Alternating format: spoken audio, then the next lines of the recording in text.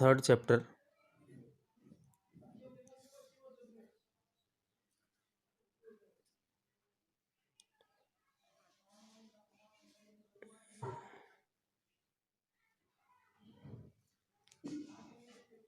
Reconstitution of partnership, reconstitution of partnership, right. ये question NCERT book का practical question.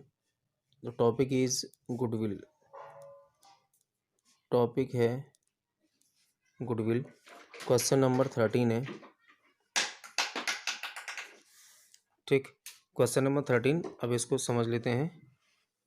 Question number 13 ये वाला, compute the value of goodwill on the basis of 4 years purchases of the average profit based on the last 5 years।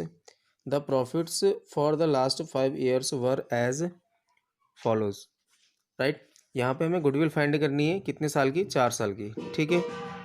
अब इसमें जो 4 साल का जो प्रॉफिट दिया है आपको, वो आपको क्वेश्चन में दिया है 2011 का 40,000, 2012 का 50,000, 13 का 60,000, 14 का 50,000, 15 का 60,000, ठीक है।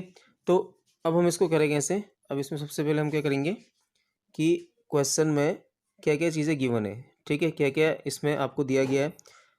सबसे पहले तो year of purchases, year of purchases आपका 4 year है। ईयर्स ऑफ परचेजेस, इसका मतलब है कि जब बिजनेस को खरीदा गया होगा तो वहाँ पे कितने साल तक उसकी गुडविल से, जिस बिजनेस को हमने परचेज किया है, उसको फ़ायदा मिलता रहेगा, ठीक है। तो वो आपको दिया है 4 year, ठीक है, ईयर्स ऑफ परचेजेस। अब उसके बाद हमें क्या निकालने की ज़रूरत पड़ेगी, एवरेज प्रॉफिट या एक्चुअल एवरेज प्रॉफिट, राइट। तो यहाँ पे अब 1 साल का है, वो इसी को हम एवरेज मान लेते हैं, एक्चुअल मान लेते हैं। लेकिन यहाँ पे 5 साल का है, 2011, 12, 13, 14 एंड लास्ट 15, ठीक है। ये 5 साल का प्रॉफिट है, तो इसको पहले काउंट कर लेते हैं। 40,000 plus 50,000 plus 60,000 plus 50,000 plus 60,000, okay. तो अब हमें क्या करना है, एवरेज तो सिंपल सा है, जितने ईयर का प्रॉफिट उतने ईयर से हम डिवाइड कर देंगे। 40 और 50 90, 90 और 60 1,50,000, 1,50,000 में 50,000 ऐड करेंगे, 2 लाख, 2 लाख में हम 60 जोड़ेंगे, 2,60,000, 2,60,000।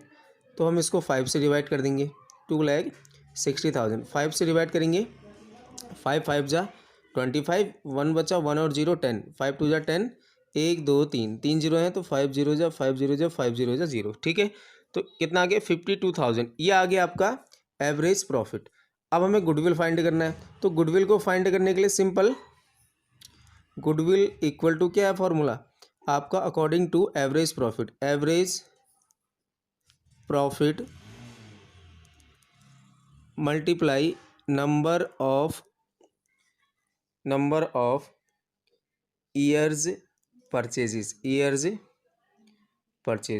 तो दोनों चीज़ें हमें मिल गई हैं, दोनों चीज़ें हमने फाइंड कर ली हैं। तो सीधे सीधे फॉर्मूले में इसकी वैल्यू को रख देंगे, ठीक है।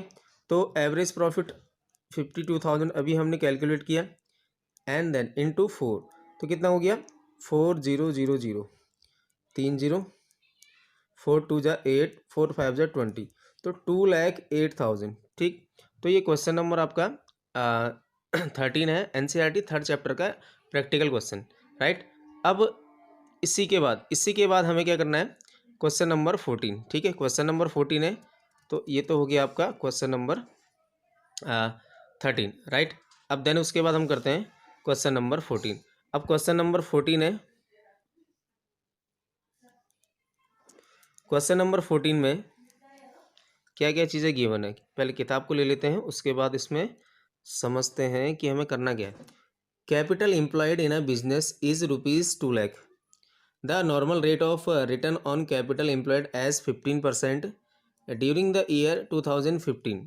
अब ये जो बुक है मेरे पास 2015 की है, तो खैर अभी जो करंट में बुक है 22-23 में, उसमें ईयर चेंज है, बाकी क्वेश्चन सेम है।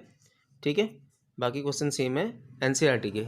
ठीक है, तो यहाँ पे क्या हो जाएगा, question number the firm earned a profit of ₹48,000। ये जो प्रॉफिट है ये एक ही साल का दिया है। ठीक है, यही आपका एवरेज प्रॉफिट हो गया या एक्चुअल प्रॉफिट हो गया। Goodwill calculate goodwill on the basis of 3 years purchases of super profit. अब सुपर प्रॉफिट कैसे निकालेंगे, जब हमारे पास एक्चुअल प्रॉफिट होगा और नॉर्मल प्रॉफिट होगा। ठीक है, तो हम क्या करते हैं, अब इसको सॉल्व करते हैं इस क्वेश्चन को।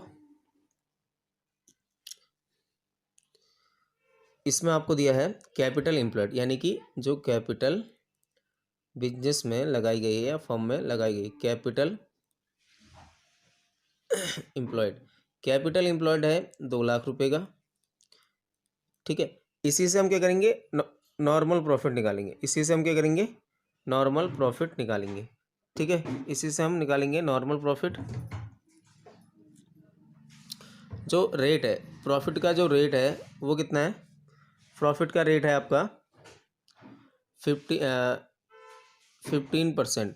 अगर हम इसका 15% निकालेंगे तो नॉर्मल प्रॉफिट आएगा, जो जनरली प्रॉफिट होता रहता है हर साल। ठीक है, 2 लाख का 15%, 2 लाख का 15%, 30,000। ठीक है, अब देन उसके बाद क्वेश्चन नंबर इसी के बाद अगला पॉइंट है प्रॉफिट, जिसको हम क्या कह सकते हैं, खाली प्रॉफिट दिया एक साल का, यही इसी को हम क्या बोलेंगे, एक्चुअल प्रॉफिट बोल सकते हैं या एक्चुअल एवरेज प्रॉफिट। ठीक है, कहीं पे इस तरीके का दिया होगा तो आपको कन्फ्यूजन हो, एक्चुअल एवरेज प्रॉफिट एक साल का दिया, वही एवरेज हो गया, एवरेज प्रॉफिट। ओके, अब हमें क्या करना है, सुपर प्रॉफिट। अब सुपर प्रॉफिट बोलते किसको है, जो नॉर्मल से जितना ज़्यादा होगा वही क्या होगा, सुपर प्रॉफिट। ठीक है, अब नॉर्मल से कितना ज़्यादा है, इसका मतलब क्या है, नॉर्मल कम है, जो कम है उसको क्या करते हैं, माइनस करते हैं। ठीक है, तो हम यहाँ पे फॉर्मूला क्या आ जाएगा, actual profit minus normal profit, actual profit minus normal profit. ठीक है, अब देन उसके बाद क्या करना है, एक्चुअल प्रॉफिट कितना है, 48,000। एक्चुअल प्रॉफिट 48, जो नॉर्मल है वो कितना है, 30,000। तो यहाँ पे क्या हो गया, जो हमारा सुपर प्रॉफिट आया, सुपर प्रॉफिट का जो अमाउंट आया वो कितना आ गया, 48 माइनस 30, 18,000। ठीक है, देन उसके बाद अब हमें सुपर प्रॉफिट आ गया। अब सिंपल हमें उस फॉर्मूले में हमें इन वैल्यूज़ को हमने पुट कर देना है। ओके, देन ठीक है, तो फॉर्मूला क्या बनेगा, जैसे हमारा average profit multiply number of years purchases, ऐसे ही एवरेज प्रॉफिट की जगह हम क्या लिख देंगे, सुपर प्रॉफिट, जो कि हमने फाइंड कर दिया। अब सवाल क्या हो गया, बहुत ही सिंपल, हमें वैल्यू रख के मल्टीप्लाई कर देनी है। तो average number of years purchases, number of years purchases, ये आपका सुपर प्रॉफिट है 18,000 मल्टीप्लाई नंबर ऑफ ईयर्स 3, तो कितना हो गया, 54,000। ये हो गई आपकी गुडविल, क्वेश्चन नंबर 14। ठीक है, ये क्वेश्चन नंबर 14। अब उसके बाद